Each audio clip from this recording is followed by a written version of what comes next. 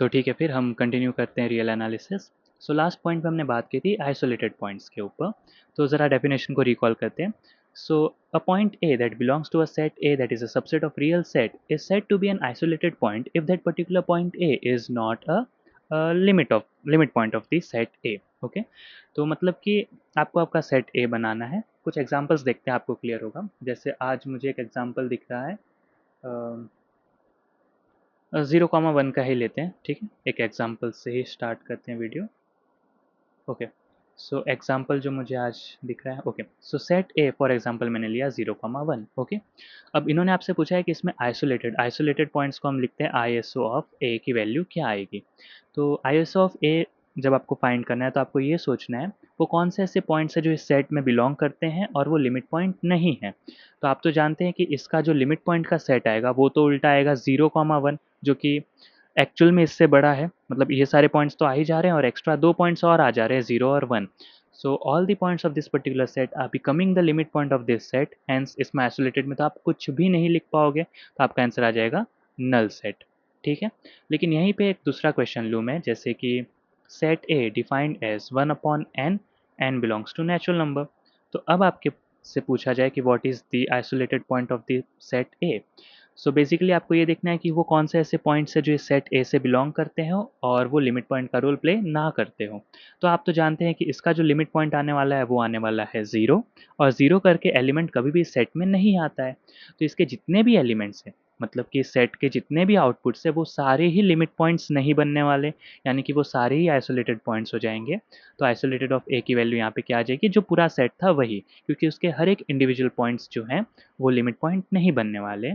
कभी कभी कंफ्यूज करने के लिए इसमें जीरो का वो यूनियन करा देते हैं।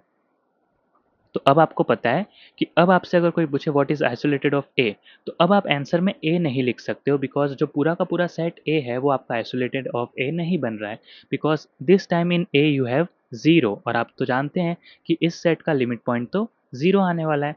तो ओवरऑल पूरे सेट में से जीरो को छोड़ के जितनी भी चीज़ें हैं वो सब ही आइसोलेटेड का रोल प्ले कर सकती है। तो अब जो आपका आंसर है वो आप इस तरीके से सेट बिल्डर फॉर्म में ही लिखेंगे, that yes isolated of A is now going to be 1/n such that n belongs to natural number। Okay, तो ये तो पूरा बात यहाँ पे था what is isolated points. So जो लिमिट पॉइंट नहीं है वो आइसोलेटेड पॉइंट्स हो सकते हैं। अब आगे बात करते हैं हम। सो आइसोलेटेड पॉइंट के बाद से अब हमारा नेक्स्ट टॉपिक है एधरेंट पॉइंट। ठीक है, मैं ज़रा यहाँ पे लाइन करके इसे डिस्टिंग्विश कर दूँ। नाइस, यहाँ पे straight line. Okay, so the next topic that we are going to study is adherent point, और एधरेंट पॉइंट के सेट को कभी कभी हम एधरेंट सेट भी कहते हैं। तो ज़रा बात करते हैं। So a point x equals to a is said to be an adherent point, is said to be an adherent point of a set A, if every neighborhood of A intersect with A। तो ये तो एक definition हो गई। इसको हम इस तरीके से भी लिख सकते हैं कि neighbourhood of A intersection with the set ए में हमेशा कुछ ना कुछ वैल्यू होनी चाहिए, नल सेट तो नहीं होनी चाहिए। और आगे लिखते हैं, मैं आपको एक्सप्लेन करूंगा, अभी डेफिनेशन पे बात करते हैं।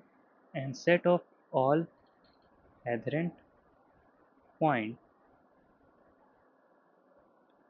Of a set A is denoted bye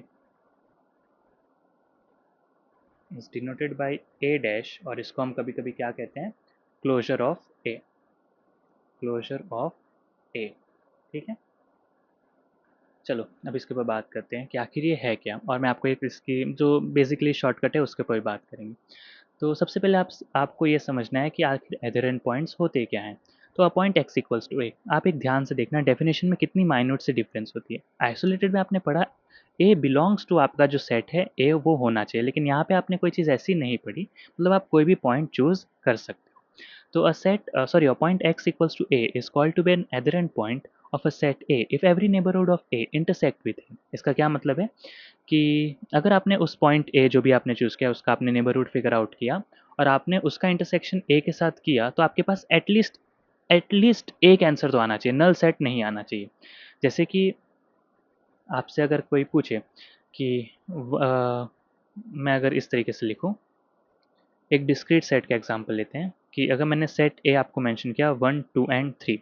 अब फॉर एग्जांपल किसी ने x इक्वल्स टू 4 चूज़ किया, किसी स्टूडेंट ने, उसने 4 का नेबरहुड निकाला, 4 माइनस एप्सिलॉन से 4 प्लस एप्सिलॉन, और उसने इंटरसेक्शन किया इसका सेट ए के साथ। तो देखो इस रेंज में और ए में क्या अभी कुछ भी कॉमन है, तो डेफिनेटली आंसर आ जाएगा नल सेट। लेकिन हमें तो ऐसा कुछ नहीं चाहिए, तो x इक्वल्स टू 4 तो नहीं बनने वाला है। तो इन शॉर्ट एक चीज़ तो आप फिगर आउट कर सकते हो कि x जो भी आप चूज़ करो एलिमेंट ए, वो आपके सेट से बिलोंग करना चाहिए। लेकिन ये भी मैं अभी थोड़ी देर में फेल होगा, लेकिन हाँ आप एक आइडिया लगा सकते हो कि डिस्क्रीट सेट में तो बिलोंग करना चाहिए, बिकॉज आपने 2 चूज़ किया, तो उसका नेबरहुड आएगा 2 माइनस एप्सिलॉन से 2 प्लस एप्सिलॉन, इसका इंटरसेक्शन कराया आपने ए से। तो देखो यहाँ पे कंटेनमेंट की बात नहीं हो रही कि नेबरहुड उसमें बिलोंग करना चाहिए, नेबरहुड तो नहीं बिलोंग कर रहा है, वो तो बात अलग है। ये आपसे एक अलग सेट है और ये आपसे एक अलग सेट है, और पूछा जा रहा है कि इन दोनों सेट में कुछ कॉमन है, तो ऑब्वियस सी बात है इस सेट का जो वैल्यू है, इसमें तो यहाँ से यहाँ तक सब जा रहे हो, यानी 2 को तो आप क्रॉस करोगे ही, और 2 करके एक एलिमेंट आपके सेट में भी है, तो इसका आंसर तो 2 डेफिनेटली आ रहा है, मतलब नल सेट तो नहीं आ रहा है। यानी कि जो पॉइंट 2 है वो आपका एक एधरेंट पॉइंट हो जाएगा। तो बेसिकली एधरेंट पॉइंट को आप इस तरीके से समझ सकते हैं कि वो जो पॉइंट है, मतलब सेट के हर एक पॉइंट्स तो एधरेंट पॉइंट होते ही हैं। यहाँ से आप एक नोट लिख सकते हो कि all points of a set A are adherent point.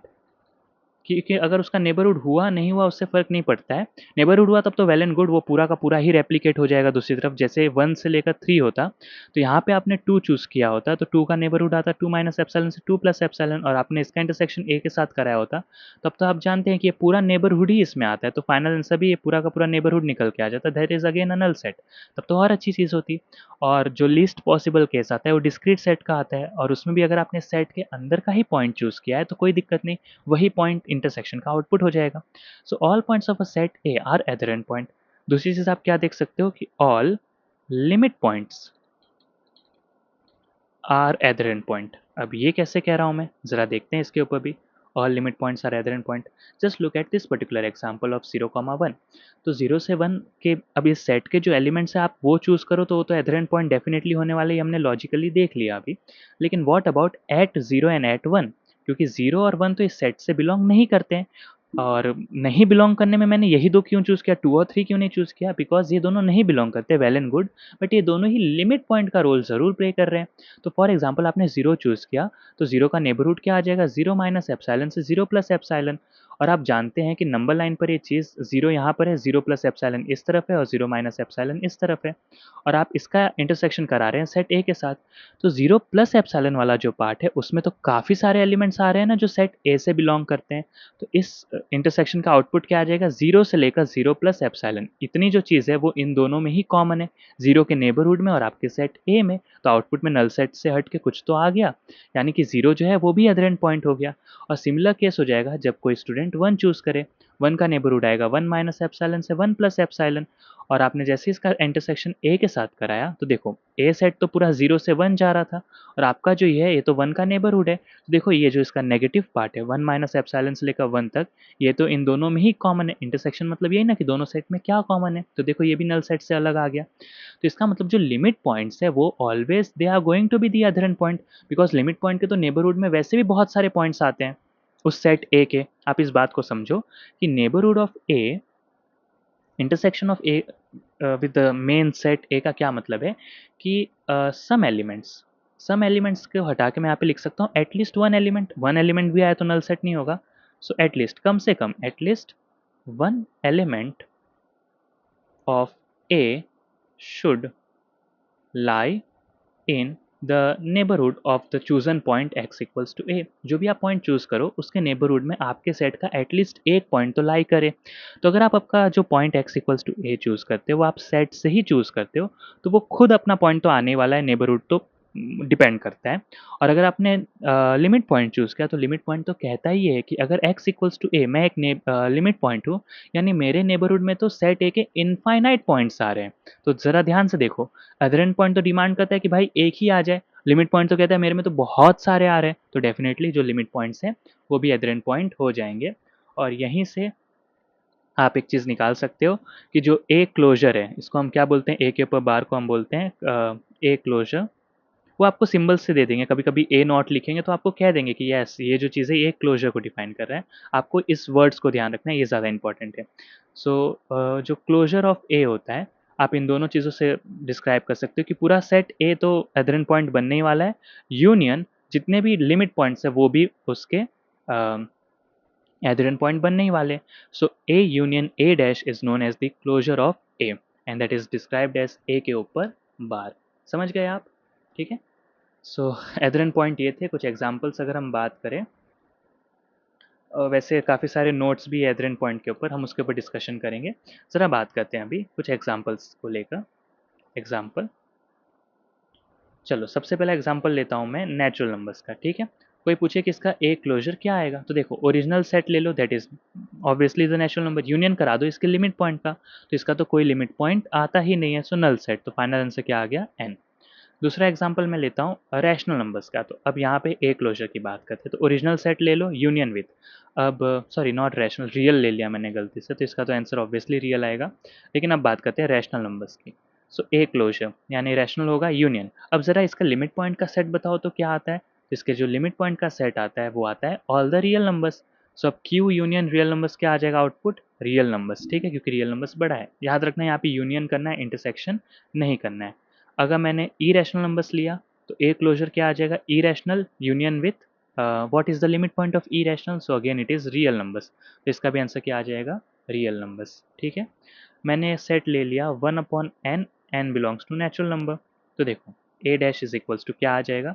Original set तो आपको लेना ही है, यूनियन किसके साथ कराना पड़ेगा आपको? इसके लिमिट पॉइंट के साथ।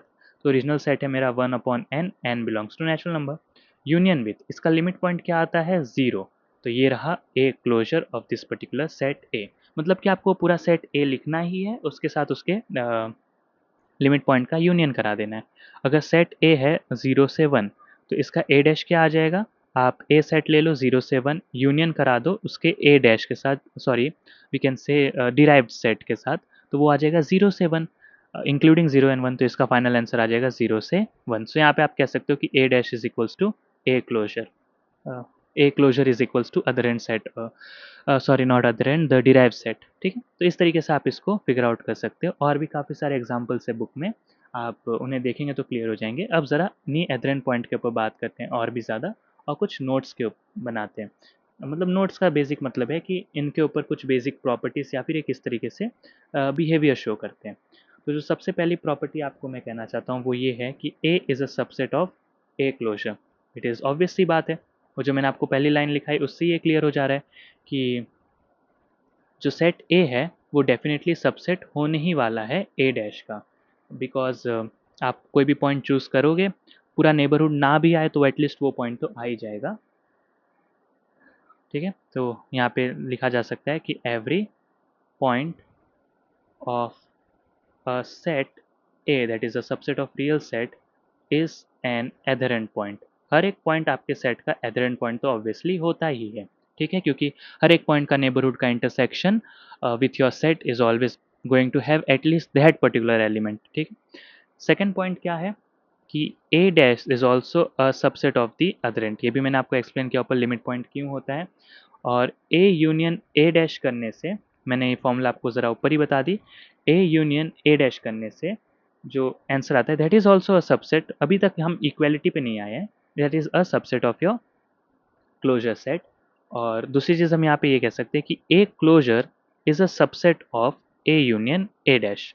और इन दोनों ही फैक्ट से कंबाइन करके आप ये कह सकते हो कि A dash union A is exactly the A closure, that is the formula that we have given about.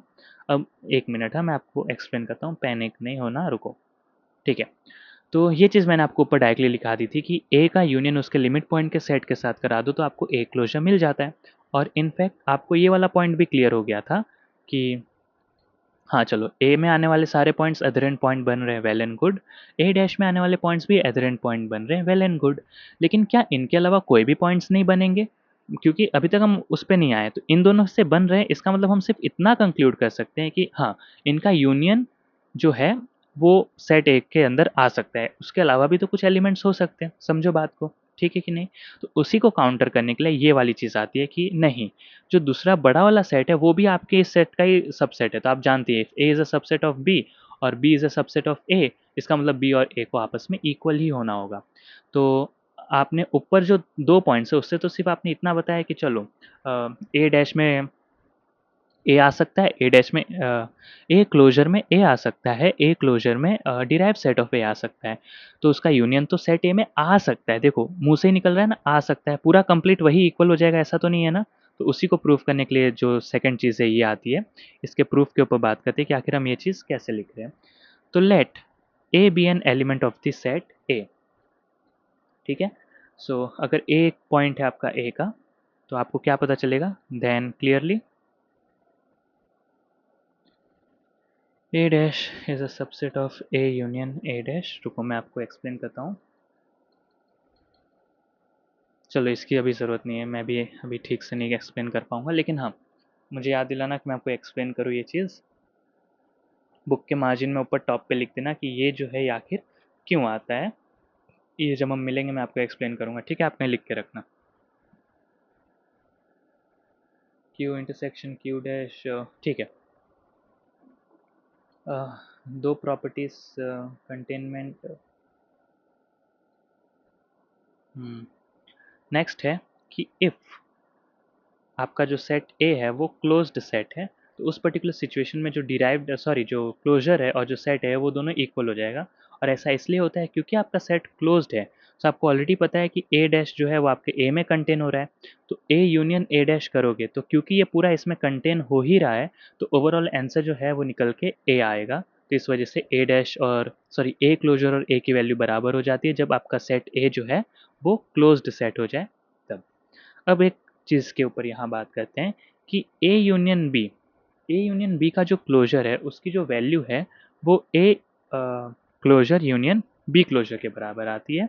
लेकिन वहीं पर लेकिन at the same time A intersection B, इसके जो क्लोजर की वैल्यू है वो कंटेन होती है A closure intersection B closure के अंदर। अब ऐसा क्यों है, देखा मैं आपको बताता हूँ ऐसा क्यों, कंटेनमेंट यहाँ पे क्यों आया, इक्वलिटी क्यों नहीं आ गई। सो इक्वलिटी के लिए तो आप बहुत सारे एग्जांपल देख सकते हो, मैं आपको ये बता रहा हूँ कि कब इक्वल ना होके कंटेनमेंट हो जाए। सो फॉर एग्जांपल आपने ए को चूज़ किया रैशनल और बी को चूज़ किया इरेशनल, तो देखो ए इंटरसेक्शन बी की वैल्यू कितनी आएगी, सो क्यू और क्यू डैश में तो कुछ कॉमन नहीं होता है, तो आंसर आ जाएगा नल सेट, ठीक है। और नल सेट का क्लोजर सेट क्या हो जाएगा, नल सेट यूनियन। अब इसका डिराइव सेट कौन होता है, सारे ही रियल नंबर्स होते हैं, तो आंसर आ जाएगा रियल नंबर्स, ठीक है। लेकिन नहीं, सॉरी सॉरी, नल सेट का क्लोजर क्या आएगा, नल सेट ही आ जाएगा, ओके। नाउ अब ए डैश इंटरसेक्शन बी डैश होता तब आप जानते हैं कि क्यू का क्लोजर क्या होता है, real number. Intersection with Q dash का भी क्लोजर क्या होता है, रियल नंबर। रियल का इंटरसेक्शन रियल से पूरा ही रियल आ जाएगा। तो अब आप खुद बताओ कि ए इंटरसेक्शन बी का जब मैंने क्लोजर फाइंड किया तो वो आया नल सेट, और A closure intersection B closure किया तो वो आया रियल नंबर। तो इससे क्या कंक्लूड होता है, null set is a subset of every set, यानी कि ए इंटरसेक्शन बी का जो होल क्लोजर है वो कंटेन करता है A closure intersection B closure में, ठीक है। वहाँ पे इक्वलिटी नहीं आती है, वहाँ पे कंटेनमेंट आ जाती है। और ये बेस्ट एग्जांपल है, आपको ये ध्यान रखना है, कभी भी पूछा जा सकता है कि आखिर यहाँ पे इक्वलिटी ना आके कंटेनमेंट क्यों आ गई। तो आप जानती हैं कि एक एग्जाम्पल में भी फेल हुआ तो ओवरऑल हम उससे फेल करके कंटेनमेंट ले लेते हैं, क्योंकि कंटेनमेंट का जो है वो स्ट्रॉन्गर पॉइंट है। अगर आप कहीं पे लिख रहे हैं कंटेनमेंट है और आप साथ में ये जो नीचे बार बनाते हैं, इसका मतलब इक्वल्स टू भी हो सकता है, या तो उससे छोटा होगा या तो उससे इक्वल हो जाएगा, ओके। तो यस, एक एग्जांपल और देखते हैं हम। इसमें भी आपको क्लोजर बताना है और आपको सेट ए दिया गया है 1 minus one upon n, n belongs to natural number. तो आप जानते हैं कि इस सेट का जो क्लोजर है वो आ जाएगा ए का इंटरसेक्शन सॉरी यूनियन करा दो उसके डिराइव सेट के साथ।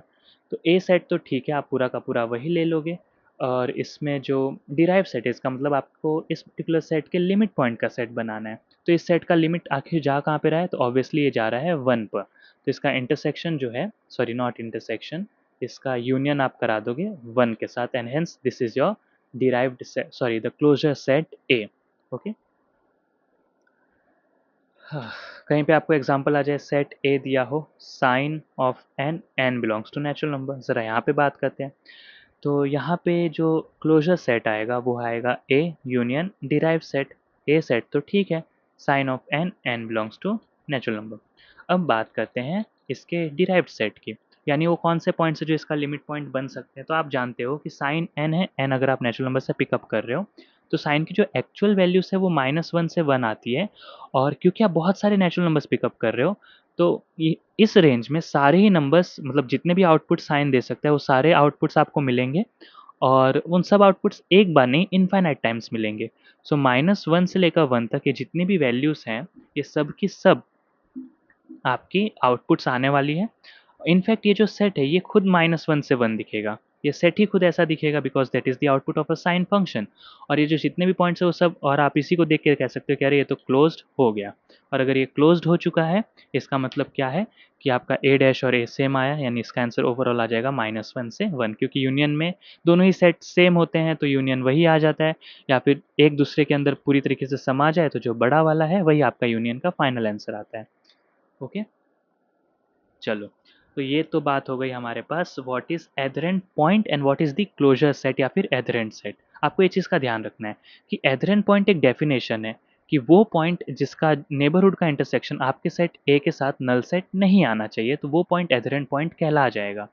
और जो क्लोजर सेट होता है वो ये कहता है कि आप सारे एधरेंट पॉइंट का सेट बना दो, तो वो जो सेट बनेगा वो सेट का क्लोजर सेट कहलाएगा।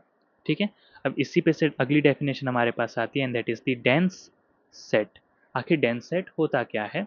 तो बड़ी प्यारी डेफिनेशन है, अ set A that is a subset of real set is said to be a dense is said to be a dense set in R if the closure of the set A is real number। मतलब आप A closure find करो और अगर वो real number आ जाए तो आप कह सकते हो कि वो जो सेट ए है वो डेंस सेट है। और इसके 3 एग्जांपल्स तो आपको क्लियर ही है, रैशनल्स डेंस होते हैं, इरेशनल डेंस होते हैं, और इनफैक्ट रियल खुद का भी जो नंबर है वो भी डेंस हो जाता है बिकॉज रियल का intersection with real is sorry, real का जो क्लोजर है वो रियल ही आता है, और इन दोनों का भी जो क्लोजर है वो रियल आता है, हमने ऊपर देखा था। तो ये तीनों जो हैं ये काफ़ी फेमस है और तीनों ही फेमस डेंस सेट। ठीक है, और पूछते भी हैं कि why is Q a dense set. तो पहले हम लिखेंगे कि we know a dense set is a set that is having the property that its A closure becomes R. Now for Q, we have that the set A is in fact Q and the derived set for this is real numbers, and therefore A closure is A union A dash, and we will have Q union R, and that is equals to R. So as the closure of Q is equals to R, hence Q is a dense set in R. ठीक है, यहाँ पे हम लिखते हैं dense set in are because काफ़ी सारी density आती है अलग अलग तरीके की, density in Q, density in Z, ऐसे। तो यहाँ पे डेंस इन आर।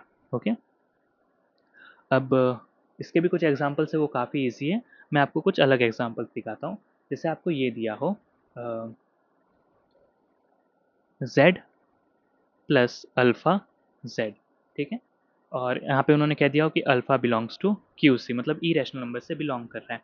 तो आपको सेट इस तरीके से दिया है, तो आप खुद इमेजिन करो अगर अल्फ़ा एक ई रैशनल नंबर है तो आप इसकी मदद से सारे ई क्या है, बेसिकली ये तो कॉम्बिनेशन है ना कि ए प्लस बी, और आप साथ में कोई भी ई रैशनल नंबर रख रहे हो सी, सी जो है ई रैशनल फैमिली से, और ए और बी आप कोई भी इंटीजर्स पिकअप कर लो।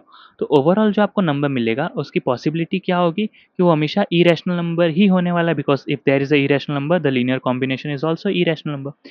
यानी कि ये जो सेट है इरेशनल नंबर्स की तरफ ही आपको फोर्स कर रहा है, और आप जानते हैं कि इरेशनल नंबर्स जो होते हैं वो डेंस सेट होते हैं। क्यों होते हैं? क्योंकि उनका जो ए क्लोजर है वो आर के बराबर आता है। ठीक है, और इस टाइप के सेट को हम कहते हैं गॉसियन सेट, ए प्लस बी इरेशनल। इसको हम क्या कहते हैं, आप पहले पढ़ के आए होंगे, गॉसियन इंटीजर सेट कहते हैं हम इसे। गॉसियन इंटीजर सेट क्या होता है? ये ए प्लस, और बेसिकली वहाँ पे √2 का यूज़ करते हैं, कोई भी इरेशनल की जगह √2 का यूज़ कर देते हैं। So A plus √2 B set such that A and B are integers, इसको हम गॉसियन सेट कहते हैं। और क्या ये डेंस सेट होता है? तो येस ऑब्वियसली होता है, बिकॉज ये जो आउटपुट है आपको सारे इरेशनल नंबर्स ही देने वाला है, और अगर उसने इरेशनल आउटपुट दिया सो इरेशनल इज ऑब्वियसली डेंस, हमने ऊपर डेफिनेशन के अकॉर्डिंग देख रखा है।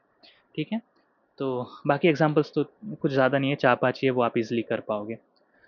इसके बाद से क्या हमारे पास इंटीरियर पॉइंट्स का टॉपिक है, क्या हम उसे अगली वीडियो में कवर करें? ठीक है, तो ये इतना ठीक है। आज में हमने आइसोलेटेड पॉइंट्स को थोड़ा रिवाइज किया। आइसोलेटेड पॉइंट्स क्या होते हैं? वो पॉइंट्स जो लिमिट पॉइंट्स ना बन पाए वो आइसोलेशन का क्या मतलब होता है कि अकेले रह गए।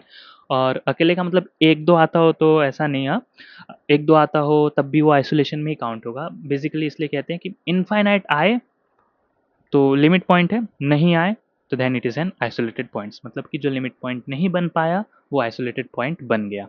एडहेरेंट पॉइंट क्या होते हैं? वो पॉइंट जिसका नेबरहुड आपके सेट ए में कंटेन करता हो, ऐसा नहीं बोलना है आपको कि उसका इंटरसेक्शन के साथ, उसका इंटरसेक्शन आप सेट ए के साथ कराओ तो नल सेट नहीं आना चाहिए, एटलीस्ट कुछ ना कुछ तो आ जाए।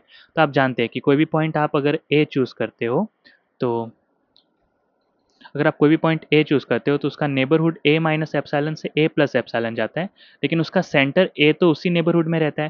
तो अगर आपने ए अपने सेट से ही चूज़ कर रखा है तो ये जो पूरा नेबरहुड है इसका इंटरसेक्शन आप कराओगे तो ऑब्वियसली ये आउटपुट तो आने ही वाला है। तो इसलिए हम कहते हैं कि all the points of a form the adherent point, and as per the definition all the limit point also form the adherent point because उसके नेबरहुड में तो एक नहीं इनफाइनाइट पॉइंट्स है। ठीक है। फिर हमने बात की डेंस सेट की। इस वर्ड पे ऊपर ध्यान रखना कि what is a dense set. Basically जिसका एक क्लोजर आर के बराबर होता है वो डेंस सेट होता है। और काफ़ी सारे क्वेश्चंस हैं ना वो डेंस सेट सॉरी क्लोजर के ऊपर ही पेपर में पूछते हैं। मुझे याद है एक क्वेश्चन मैंने देखा भी था कि वो पूछते हैं कि what is the A closure of this particular set, और फिर 4 ऑप्शन दे देते हैं वो आपको। ठीक है, हम साथ में होंगे तो ऐसे क्वेश्चंस को भी सॉल्व करेंगे। लेकिन हाँ, 3 डेफिनेशन आज के लिए ठीक है। अगला जो टॉपिक आएगा उसके ऊपर हम यहाँ पे लिख देता हूँ। अगला टॉपिक है इंटीरियर पॉइंट्स, कि आखिर इंटीरियर पॉइंट्स क्या होते हैं। इंटीरियर पॉइंट्स बेसिकली वो पॉइंट्स होते हैं जिसका नेबरहुड आपके सेट ए में आ जाए। ठीक। तो काफ़ी सारी डेफिनेशंस है, सब में माइन्यूट माइन्यूट डिफरेंस है, कन्फ्यूजन हमें नहीं करना है, प्रैक्टिस करती रहनी है, हो जाएगा। ओके। ठीक है, फिर नेक्स्ट वीडियो में हम इंटीरियर पॉइंट्स के ऊपर बात करेंगे। ठीक है, ध्यान रखना, हो जाएगा, टेंशन नहीं, मैं हूँ।